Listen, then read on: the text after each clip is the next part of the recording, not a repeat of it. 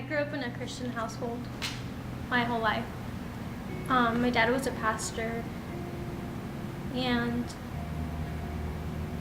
growing up, I knew what it was to have the fear of God and to just follow the rules. And I was content with that for a very long time, all through middle school and high school. I was so-called the preacher's daughter or the good girl. And it wasn't always like in a good way. It was sometimes in a bad way, because they would say pastors' kids are the worst. And when I graduated high school, I was really excited to be able to say that I was actually different from everyone else, or just the standard of what a pastor's kid was. When I graduated high school, I went on to college, and there was one thing that I was still upset with God about. Even though I had a good relationship with Him, inside of me I had some anger towards Him, because I still hadn't met the right guy. And I would kind of madly, or in a mad way, tell God, like, God, I was a good girl for so long already. I follow all the rules. I'm a worship leader, and still I have not met the right guy. I've come to realize as an adult now that the enemy hears the desires of your hearts just as much as God does, and he's also out to really destroy your life. And he really used my anger to try and destroy my life. I was a freshman in college when I met this guy, and he started seeking me and wanting a friendship with me. And I thought that I could teach him what God's love was about. And I tried to reach out to him, and slowly our friendship turned into something more. And before I knew it, I was sneaking out of my house from like 11 at night to 6 in the morning. And this wasn't just once in a while, this was every single night. I didn't even realize that I was putting myself in danger by walking out of my house so late at night to meet a guy. Eventually, the temptation of wanting a relationship with someone that was not Christian led me to wanting more of that lifestyle. The partying, the drinking, all of the things that the people of my age were actually doing. And I knew that I wasn't going to be allowed to do any of that in my parents' household. I knew that God loved me and He had a great plan for my life, but for once I thought I could be selfish. And as a worship leader, I was forgetting about the ministry that God had given me. And I was choosing my selfishness over Him. I remember there were about 4 occasions where prophets, people that I never even knew and did not know my situation, came into the church and actually told me that if I walked away from God, I was going to walk away from a huge blessing that God had for me, and I was going to go towards a road of destruction. But I chose to ignore all of that. I was 18 years old, and so legally I was an adult, and I had a choice that I could make without my parents having to say yes or no. And so I chose to leave my house. I remember that in the beginning it was all fun and games.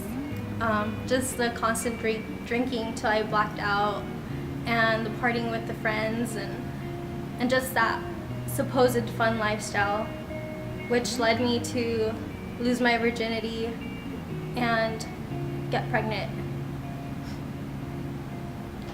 Throughout the process, I thought I was still in love with my son's father, and I thought he loved me, but I did not realize that he was not the one that God had for me. When I found out I was pregnant, I decided to move in with him, and that was probably the worst time that I've ever lived. He He was a drug addict, and I didn't even know it. He was into methamphetamine.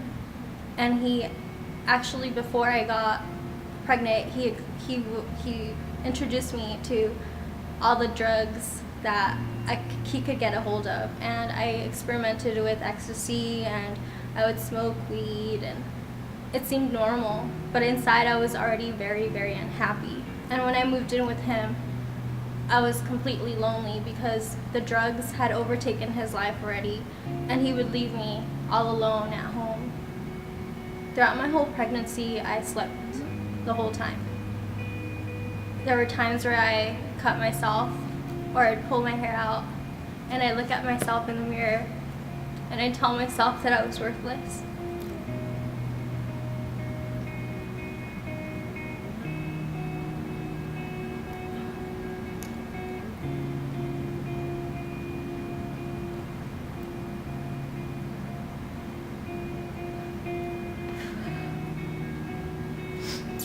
I thought it was a failure, and I had given up everything. My family, my friendships, everything in order to be in this relationship. And I was having a kid with someone that didn't show me any kind of love. He would just emotionally abuse me. He would say really mean things and tell me all the things that the enemy wanted me to hear. I had my son 3 months early, actually 2 months early, and the doctors did say that it was probably because of all the trauma, all the emotional things that I had been going through.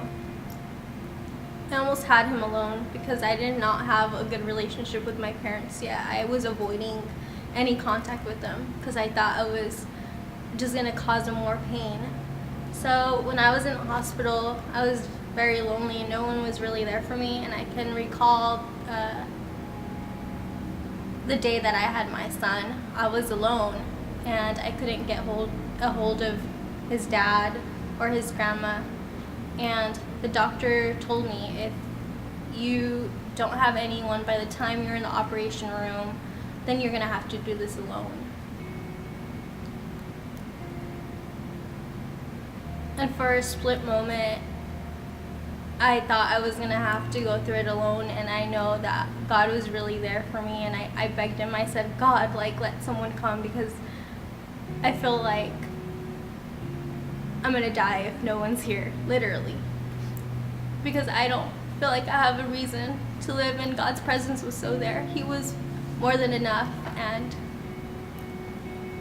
as I was walking into the operation room, my son's dad showed up. And I had my son, and just a depression overcame me immediately after I gave birth to him. And I just didn't want to see anyone or anything. And in my room, God was there, and He would comfort me.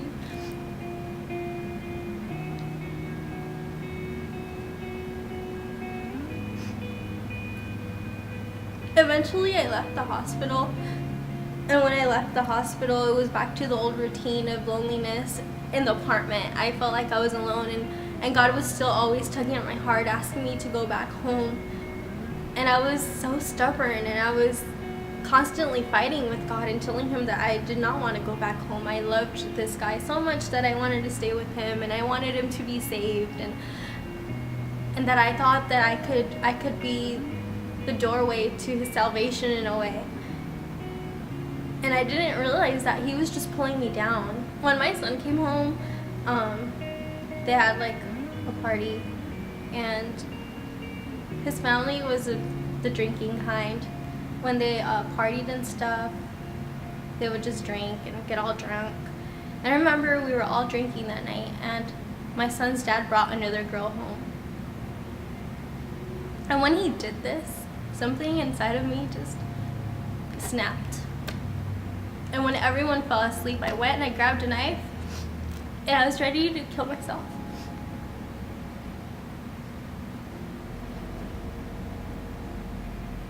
I was ready to die. I didn't want to live anymore.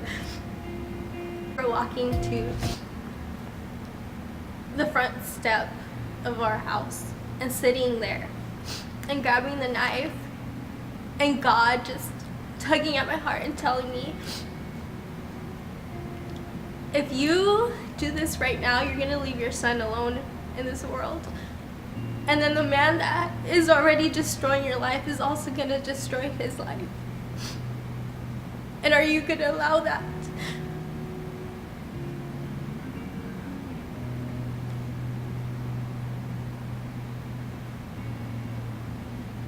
It's sad to say that that wasn't enough for me to just end that relationship then and there.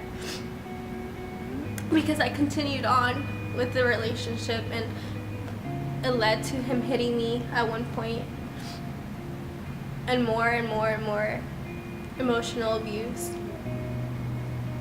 But I can't say that after a couple of attempts in leaving him,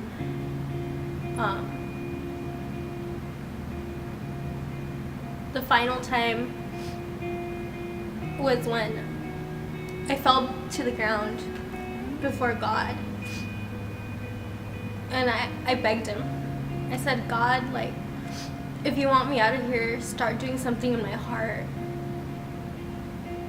Even though I'm living in this hole, even though I'm feeling like I'm drowning, let me feel just a breath of your love. Let me just feel that you're with me, and I will do whatever it takes to get out of this, so long you help me.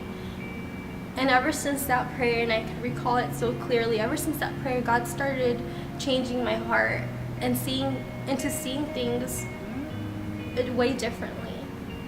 And there was a specific day when I remember that my son's dad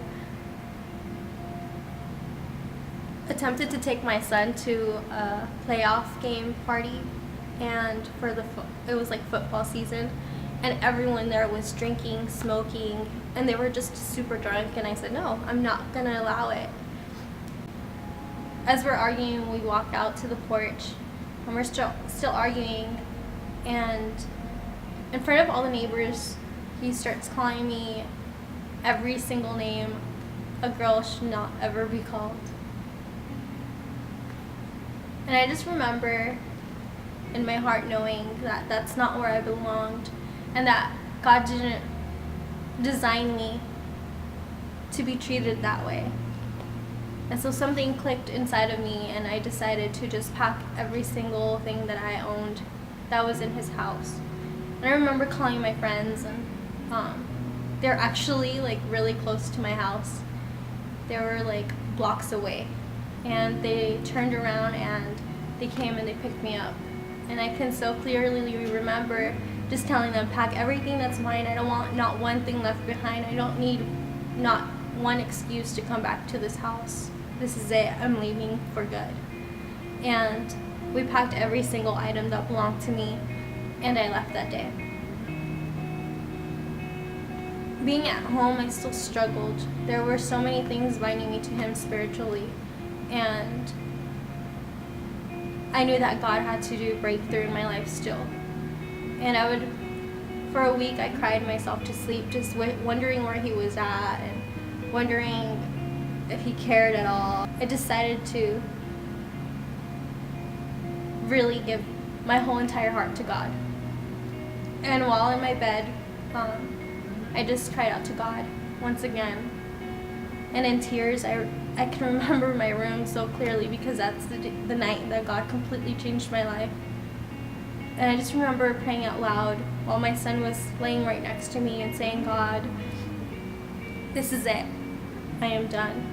I'm done wanting his love. I'm done with the spiritual part of it. I'm done with him still having a hold on my life. And you said that you turn all evil into good. And so I'm holding on to that promise, and I'm laying it all down, and I give you my heart, fully surrendering it all to you.